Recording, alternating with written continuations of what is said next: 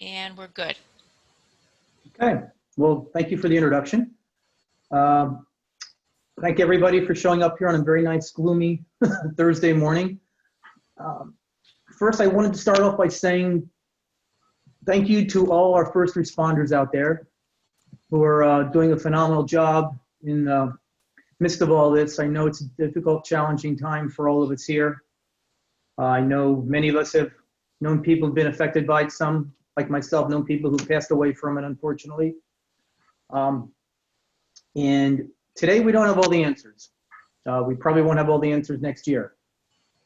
But as a chamber, we need to try to figure out what we want to do for our members, how to help them through the curve, and try to minimize some of the damage that the coronavirus has caused to our business. I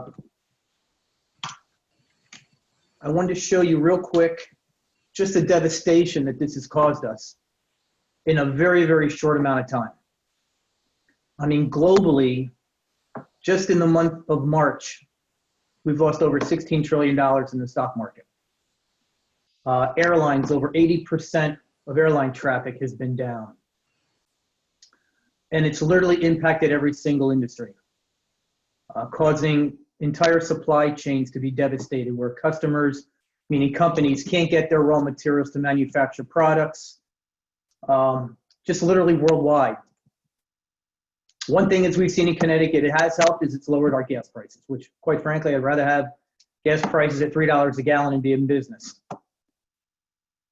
So it begs us to the question, where does this all lead us? You know, what does it look like in a year from now? And we don't know. We don't even know. I mean, Dr. Fauci has become a staple name in the United States. You know, we listen to his every single word on CNN every single night. Same with Sanjay Gupta. What's he going to say? How's he going to guide us? And we just don't know the answers. We don't know what this is going to look like from a business perspective next month or 18 months from now. But what we need to do is figure out what we can do right now. And number one, we need to be honest with ourselves, and we need to be honest with our customers. If we can't provide an answer to our customer, we need to tell them we don't know. We can't tell a customer that, yes, you'll be getting your product in a week from now or 2 weeks from now, when we don't know that. It's more important to be honest with your customer and tell them, look, we've been affected by this, and this is the reason why. Ask them for their patience, and you're going to instill some trust in that customer base, as opposed to going the other way, trying to get that dollar up front and risk losing that customer in the long run. I can't stress that enough. We've spoken to our clients about that already, and we make that focus number one when they go on the phone and they talk to their customers about the effects that the virus has brought their organization or their business. Number two, determine financially what we need to do to survive. Not to thrive, but what we need to do in order for us to pay our bills on a day-to-day business, both our personal bills and our business bills. What does that mean to us in terms of the amount of revenue or the income or the amount of sales that we're generating from day to day today versus what we were doing 6 or 7 months ago? So we have to revise our sales goals. We have to look at what specific key metrics play out in our associated business. You know, if we have 15 or 20 different SKUs, we have to look at each of those SKUs and say, look, does this particular SKU or does this particular product make enough profit margin for me to keep this product, or should I discontinue it and go with products that are giving me a higher margin, that are much easier for me to get? Maybe we're having issues with our inventory. Maybe we're having issues with our supply chain that we can't get certain products. Well, we drop those products in the interim, and then we focus on the products that have been selling the most, the ones that have the higher markup for us. How can we reduce expenses? Take a look at our last month income statement and look at all the expenses. Which ones don't we need right now? Is there anything within our business that we can automate? Both from reducing payroll, whether it be temporary employees, part-time employees, and more importantly, taking that time so we can focus on other ideas on how to improve our business or how to make our business better during this process. How can we get more of our own personal time to learn? Because a lot of the stuff that we're going to be doing now, we're going to have to learn. We're going to have to get out of our comfort zone, get out of our box and say, you know what? It's not business as usual. Therefore, I have to get on the internet, I have to do research, and I have to learn a different way of building a mousetrap. When we're looking at our supply chain, I'm looking at everything one step back from the sale. Okay, let's say we make widgets and we have 5 different colors of widgets. Do we get all those paints from that same vendor? That widget, look at all the suppliers of all the raw materials that it takes to make that widget. And we get on the phone with all those suppliers and we renegotiate pricing. Right now, businesses need business. They need sales. They are willing to negotiate. They're willing to reduce their margins to make their payroll, to make their expenses, just like we're trying to make our expenses. I have a particular client, and I'll talk a few times about them. They're a distributor. And for the past 7 weeks, they've been out of inventory on their shelves. They've been taking orders. They have over $175,000 worth of back orders right now, and they cannot send them out. The reason they cannot send them out is the manufacturer of the product is not getting raw materials. The reason the manufacturer is not getting raw materials is that the 2 suppliers of raw materials can't get the particular ingredients to make that product, which is simply a raw material. There's 7 materials that go into making this particular product. So you see how far back that supply chain has been affected. This is the kind of stuff that I'm talking about, that we need to do for our businesses. Now, Tom, granted, that doesn't necessarily relate to you, but perhaps when you share this deck to some other people, that's an option for them to take a look at, their suppliers and renegotiate pricing with their suppliers. Even things such as payment terms. Maybe extend payment terms from net 30 to net 60 or net 90. Or maybe they will give you, 3 for 1 if you pay up front. Just think of creative ways to negotiate that you can get more value for your money. Can you change your product or your service in such a way that you can increase your profit margin? And what I mean by that, are you able to provide a promotion package with your product or service that will increase your overall profit margin, increase the overall times that customer comes back to you? How can we provide additional value to that customer? It's all that interwovenness. For example, let's say, again, we sell widgets. And for the past 5 years, people have gone to our website and they've seen the same inventory of our widgets. We have 15 SKUs, they're all in the same colors. Well, now we decide, based upon our sales from last year, we found that SKU number 452 has produced the most sales for us. We go back to those customers. We offer them that same SKU. However, we give them an ancillary product for free. That product might cost us, let's say the SKU widget costs $19.95. That ancillary product might cost $1.50. And we give that to the customer for free. Something like that. For example, Martha, with your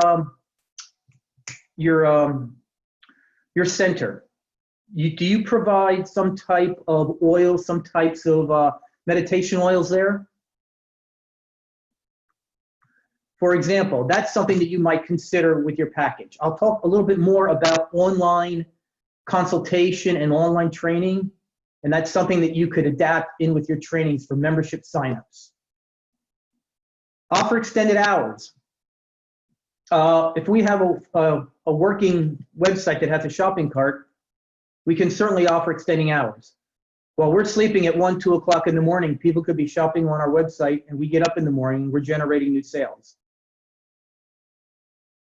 More importantly, if not the most important, the last 3 for me, each one of us has a particular industry organization that we might belong to, but it's out there.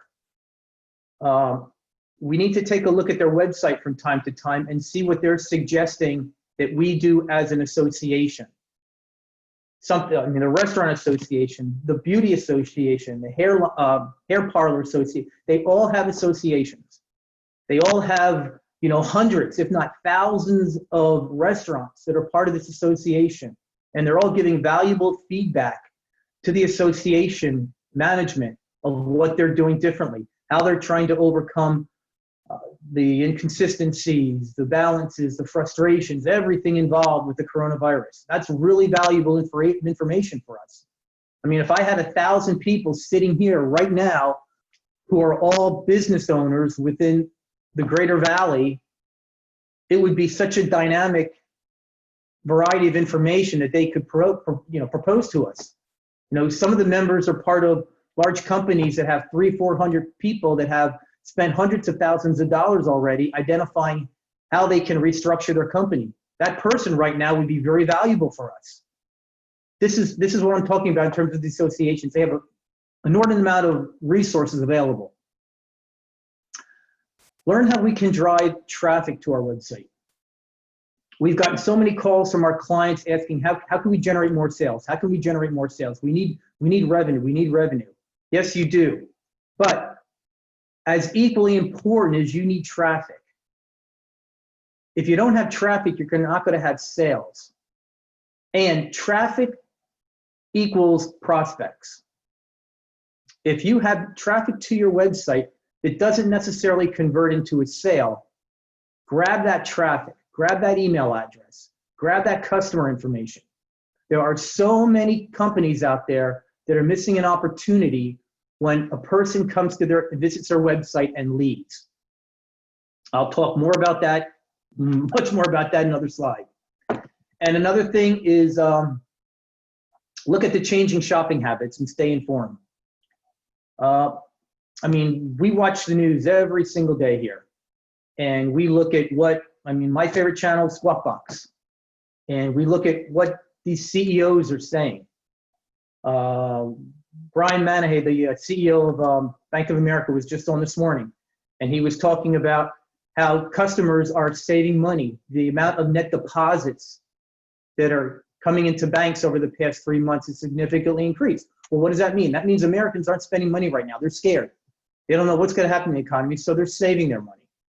That's the kind of information that we need to see on a day-to-day basis. We need to be informed what's going on in our local economy and also what's going on nationally.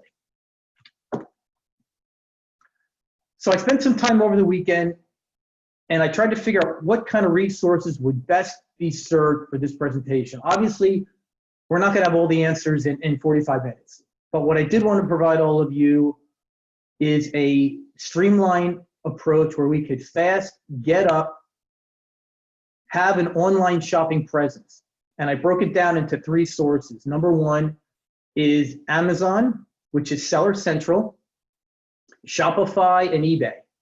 And they all have unique characteristics. They all have nuances to themselves, and I'll break those down as well. But at the end of the deck, you're going to find about 9 particular links that are really good, valuable resources. The first being is that they're not going to cost us any money. You don't need to hire a technical or an IT company like me to get this stuff done. You're going to learn about building an online store. Voice over IP phone. I want to talk about this a little bit. If we have businesses that we have an actual phone sitting on our desk and we have 5 or 6 employees, an option for us is a voice over IP phone. We have a client that has 7 people. They all work out of their homes. And 2 of them travel pretty frequently. 1 travels internationally. They have a hunt group, which basically means that somebody calls in to the 1-800 number and presses 1 for sales, all 7 of their phones ring simultaneously. They have extensions that go to accounting, technical support, human resources. But all those extensions, when they ring, they all go to the hunt group. So any one of those 7 people pick up. It literally is a virtual company. If somebody calling in, they would never know that there's 7 people working in this company. They would think there's 40 or 50 people working at this company. When he travels overseas, The hunter rings. His cell phone rings overseas at the same time that each one of the other 6 employees ring. That's something to consider. Online conference call software. If we have clients, Tom, for an example, if you have 15 or 20 clients and you want to get on the phone with them, there's free online conference software. One of the resources will show you how to create free online order forms that allow for credit card integration. There's also appointment and booking tools. Martha, again, for you, if you consider getting into online, let's say, I don't know, let's say you want to give 1 or 2 courses in nutrition, or maybe a series of courses in nutrition. There's an appointment software that you can have up to 5 or 10 clients book an appointment. So now you're creating a demand environment. When you send when you send an email out to your client list, now you're saying, wow, there's only 10 available spots. I need to hurry up and register for this. So there's value in that. It's a free seminar, but there's value in that. And of course, during the seminar, you can plug other products, you can plug other services, you can get discount coupons in during your presentation. 71 pounds. We just found this 2 weeks ago. For any of us that ship product, it is a unique service that will take your entire UPS, FedEx, or US Post Office shipping nightmare off your hands. They will negotiate rates for you. They will handle all your damages. They will handle your returns. And the best part about it is everything is free. They take a portion of what they get for you in relation to what you're currently paying for your FedEx fees. And you might say, well, hold on for a second. How is this possible? How can they possibly do this for free? Well, if you have 10,000 or 15,000 clients, as they I'm sure do, they're able to negotiate significantly better volume discount rates for shipping packages, as opposed to you and I that might ship shouldn't say just, but maybe only 15 or 20 a day. They're dealing with companies in aggregate that might be shipping 25 or 30,000 a day. So they're able to do that. Live chat software. Okay, we all know where that's taken us so far. I don't know if anybody's seen the stock price of Zoom skyrocket over the past 60 days, but I think you're going to see a lot more chat software in many of the industries. One in particular you might want to check out, has a lot of advanced features, is Microsoft Teams. So creating an online store, how and why? Well, the first thing is we want to take a look at our retail brick and mortar. What we've done so far from a brick and mortar basis, and how do we take that same knowledge base and put it into an online consumer experience? That's going to take some time for us to do, because each one of our products, each one of our services is very different. So we're going to have to figure out how a person who would normally walk into our store and buy a product, how we can take that same experience and move it online. Benefit of that is, like I said before, we can sell 24/7.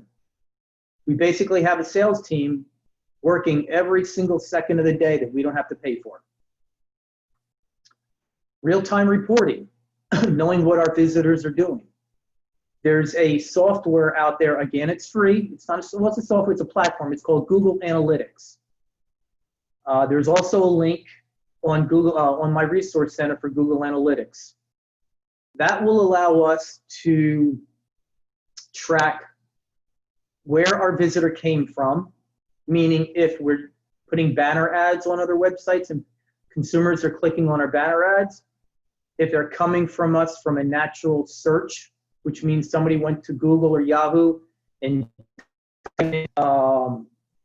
welcome wagon, Shelton, Connecticut, or typed in hair removal, or if it was a pay-per-click campaign, which I will talk about. That's where we actually sign up for Google and we bid on a keyword. And the higher amount we're willing to pay for somebody to click on that keyword represents how high up in the search we will see. Google Analytics also shows us at what time of day people are going to our site. It's what's called day part analysis. We can add a conversion feature on Google Analytics that'll show us how many visitors are actually converting into sales. We'll take it a step further, and we can see what particular keywords people are coming in on and completing that sale. We can break down by zip code where our customers are coming from. There's an unbelievable amount of information that's available to us through Google Analytics. The one pet peeve our company has is email. And the amount of people or companies that just, they understand email is important, but they really don't use it. We have a company that has 35,000 email addresses. We just started working with them about a year ago. They've never, ever once used that list. Now, these are not 35,000 people that came to the website. These are 35,000 customers that they've accumulated over the past 4 years. I mean, that's the golden egg.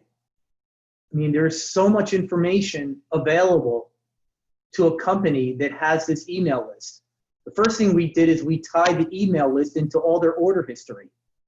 So now we know we can send out an email to a customer saying, hey, the last time you ordered was 2 months ago. Do you want to reorder now? We've also started to retain abandons. And what I mean by that is we redid their order form in such a way that the very first thing they put on the order form is their phone number and their email address. And we dynamically write that information to the database. Some order forms will let you complete the entire order form. They might require you to fill out 10 or 15 pieces of information. And then once you click the submit button, that information then gets stored in the company's database. We've taken a little step further and we said, okay, well, as a customer completes each field, we're going to write that field to the database. So if a person goes from page 1 of the order form and goes to the second page and decides, you know what, maybe I'll do this later. Maybe the second page had our pricing information on. They got scared about the price. So they left. Now we have that email address. So what we're doing with one particular client is we have a time sequence. If after 3 hours, that person doesn't come back and complete, lack of a better word, that order, their system will automatically send an email out saying, hey, you didn't complete an order. Here's a link, come back. If after 24 hours, we don't see a sales associated with that email address, we will send another email out with a coupon code, giving them 15% off their sale if they come back and complete the order. That second email, are you ready for this? That second email has generated 15% in sales off of that abandoned list. That's 15% sales they would have never gotten if they did not have that one simple feature on their order form. In addition to abandons, we have sidebars on our websites. We should have a contact us page or a contact us link or a more information link on our website. Something else that you might want to consider depending upon your product or your service or pop-ups. Some people get annoyed with pop-ups, but I don't hear too many issues with people getting annoyed with pop-ups that provide something for free or providing a discount. So if you know the person is leaving your page, you can create what you call an executable, which will force a pop-up on the screen, and you can have a particular, some kind of product offering or some kind of promotion. One thing we did with a particular client a couple of years ago is we had a hotline call. It was a pop-up that said, act now, call our hotline number. First 100 callers get whatever, something.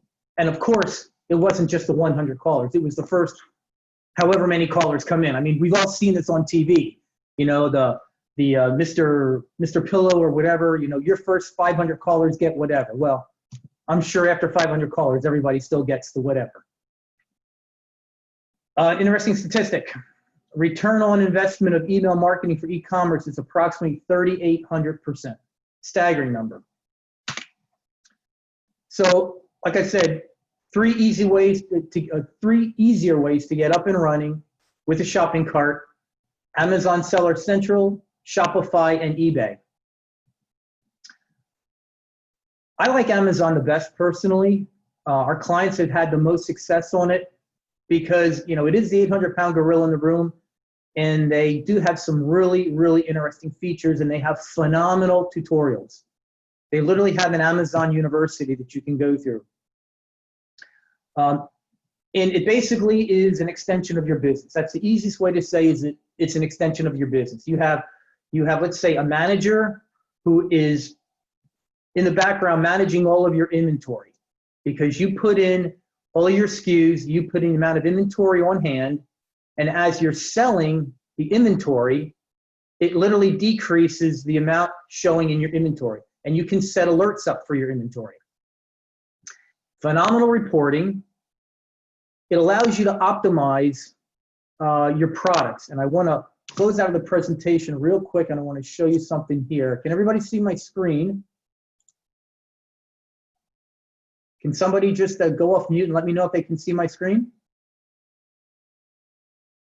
Yes. I can see it. It says. Okay, thank you. Thank you. Perfect. Yes, perfect. So I typed in Flex Seal. Okay, this is Google. I typed in Flex Seal. This particular listing here is actually Flex Seal selling their own product. This is what's called pay-per-click advertising. They're paying for this space right here. This here is also Flex Seal, but you notice there's not an ad next to this listing. This is what's called organic search optimization. This is a very involved process that involves a lot of optimization on your website pages with your code, a lot of other things involved in this. The point I want to make is if you go down further, you're going to see that Amazon here is selling Flex Seal. Now, Amazon is doing all the work here to get Flex Seal listed as an organic listing on Google. That's another big benefit of working with Amazon.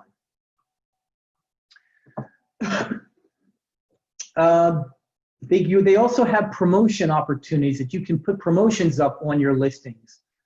Obviously, same thing with talking about with email. You can do the same thing with Amazon in terms of remarketing your current customers and your new customers. They allow for pay-per-click advertising on their platform. Let's say, for an example, that you're on Amazon and you type in, say, widgets, and you look through some particular companies, and you're on Amazon, you say, you know what, I don't want this. And you click off.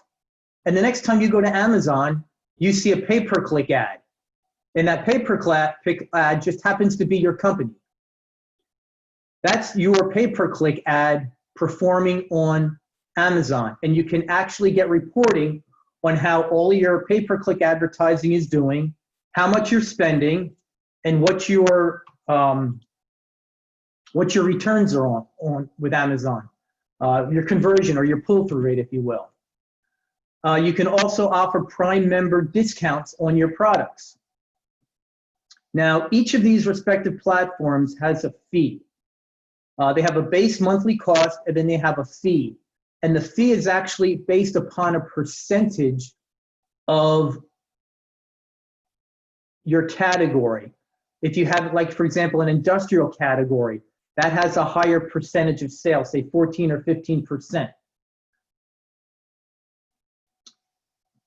On the Resource Center, there's one particular link that you want to go to first, and that is their very first video on how you set up your store, and it's broken into 3 modules.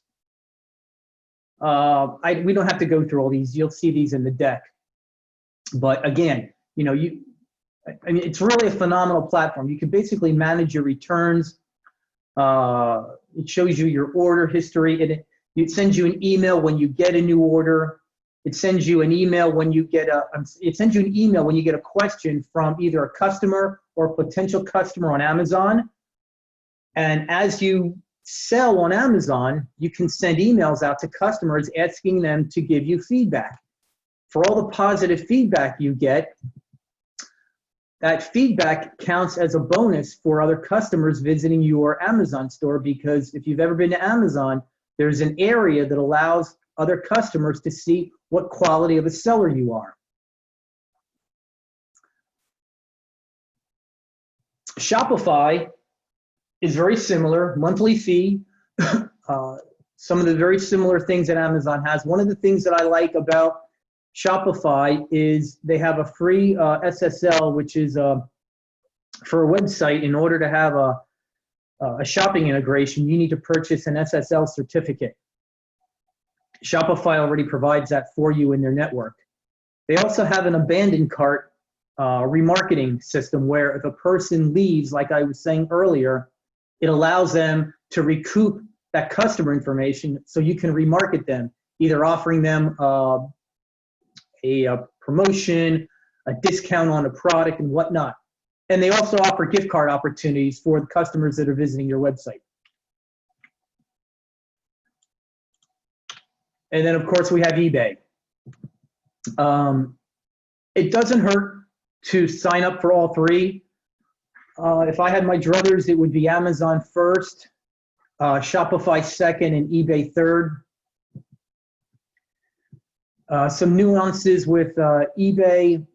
Actually, first I want to go back with Amazon for 1 second. One of the things with Amazon is that they are very, very specific about their delivery terms. If you do not ship out a product within a designated time, which you can program, you can choose whether or not you want to ship out within 3 to 5 days, 5 to 7, or whatnot. But whatever you set that to, Amazon's going to hold you to it. And after a certain amount of times, if you're late with that, they're going to ding you and penalize you, and your status, so to speak, goes down with Amazon. That's one thing that's very important that eBay does not have. eBay, quite frankly, you can log into your account, you can see that you have 15 orders pending, and 10 of them could be from 30 days ago, and they don't penalize you. Other sources to consider. We talked about pay-per-click advertising. This is a situation with both Bing and Google that you can go in, and since a lot of us have local businesses or services, we can set up the account to only focus on our towns. We're not going to be advertising nationwide. We're not even going to be advertising maybe some of us within the state of Connecticut. It might just be our city. We can do that. We can have very specific geo-targeted traffic coming to our website. And if it's not our website, it can come to our blog. And if it's not our blog, it can come to our forum. And if it's not our forum, it can come to our Facebook page. It can come to our YouTube page. But this is an opportunity for us to drive traffic to whatever mode we have of providing sales and services to our customers. For us to have a blog, it's very important that we stay fresh with that blog, that we post fresh content weekly. I prefer twice a week, quite frankly, to our blogs. Social media. Over the weekend, I just happened to say, you know what, let me see what's around Shelton. I'm a member of In and Around Shelton, but there's also one called Connecticut Derby and Ansonia Community Forum. Just those three alone have 27,000 members. Now, not all of them are going to be potential customers, but a good portion of them will. But the point being is it's free. And there's 27,000 people that we can reach out to. And if they see our ad, if they see our comment, if they see a link to a video that we put together for nutrition, or a video that we have about the welcome wagon here, they can share that link, they can share that video, they can share the information that they read. And it was all free. It didn't cost us anything. I think we talked enough about promotions, community forums, referral programs. If we have an existing customer base, or we have emails that we know that are existing customers, what about an opportunity where we can send them out an email where we say, look, if you refer one of your friends or family to us, give them this particular code. And if they call us with an order with this code, or if they go to our website and they type in this promo code, we will give them this, and we will give you this as a referral fee. Thank you very much. That's another free customer we have. And depending upon if these customers are one-time sale customers or continual customers, that cost of that widget that we spent to get that incremental customer doesn't cost us anything, because it goes back to what I was saying in that second slide. We need to understand what our key metrics are. We need to know what our cost per customer is, what our cost per website visitor is, and then on the flip side, we need to know what that overall value of our customer is. You know, if Betty comes into our bakery every Saturday and, you know, we know she purchases $25 or $30, that's value to us. We know that Betty's going to come in every Saturday, and we can, and I'm over exaggerating, I'm simplifying something, but let's say we have an online baking store, okay? And Betty shops every Saturday, and Betty spends $50 a week. Well, when we budget for next quarter, Betty's going to be part of that budget. We know that there's an additional $50 every Saturday we're going to make off of Betty. We can do this in an online environment because we know how many of our customers are repeat customers. That's what I was saying earlier about we need to know what we need to know what information is available to us so we can determine what we need to do to survive right now while we're working to get out of this. If we can get our baseline metrics now, that's key. And we can get some learnings under our belt while we allocate some time to learn some nuances that we didn't know about our business, some new skills, some new sources for how we can increase our presence online. Last slide. So what are some of the businesses doing right now? Well, we've all heard in the news about what restaurants are doing. Many of them are revamping their menus, not because they want to take away our favorite pasta dish that we've always bought there for the past 3 years, but they're trying to avoid scenarios where they're going to lose money because they can't sell certain food. For example, there aren't too many people who are willing to spend $35 for a filet mignon with mashed potatoes and broccoli right now. So you're not going to see a lot of restaurants selling filet mignon than you would have. You're going to see a lot of pasta-related dishes. You're going to see a lot of restaurants that are selling a lot more pizzas, things of that nature. If they haven't already done so, companies are signing up with Grubhub and Uber Eats. A couple of restaurants here in the area are offering half-price bottles of wine on certain days of the week. One thing in particular, I just saw it over the weekend again. There's a restaurant in California that is providing twice a week online cooking classes. They're actually videoing the course inside the restaurant while they're actually working on their normal takeout orders.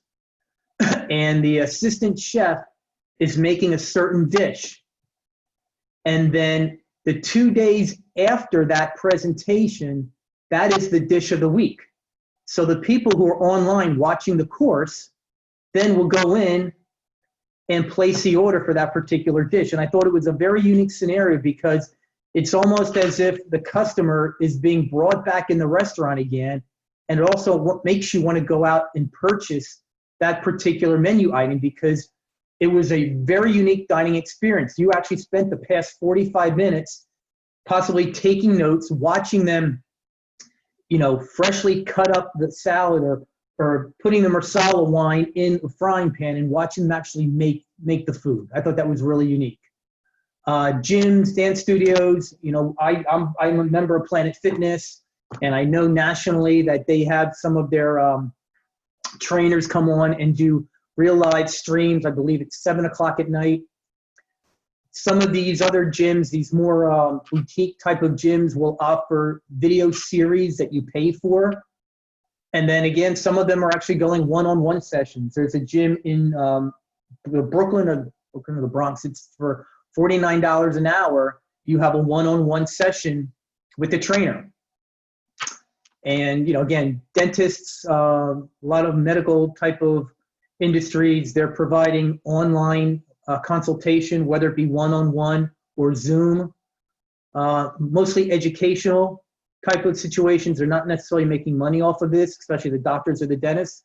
But what they are doing is they're keeping their customer base in front of them.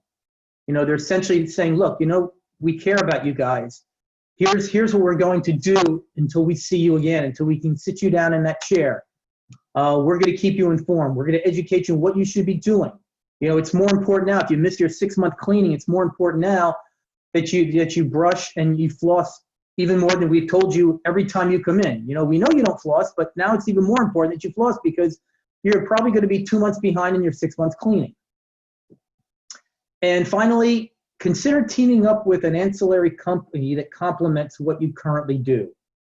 And what I mean by that, here's another example. Let's say, Martha, let's say you have a, you know, you're doing hair removal. And let's say there's a particular cream that you sell to reduce the abrasion after the procedure. Well, maybe you contact that company and get a significant discount, and you offer those tubes of product for free when you're back in business or something like that. That's what I'm talking about in terms of another company that, as you team up, you know, your company becomes stronger because you're offering another valuable service along with what you currently do. And this is the list of the resources that I was referring to. And again, you will get that in the deck. Just send me your email address and I'll be more than happy to provide that for you. But the one at the top, there's a reason that's number one. That is the best one out of all the websites and all the prefixes of the books and pamphlets that I've read over the weekend. That will give you insight into setting up shopping carts that do not require merchant services where you need a credit card integration, remarketing tactics, gets involved in, like I said, pay-per-click advertising, plethora of information for you. And that's pretty much a presentation. It's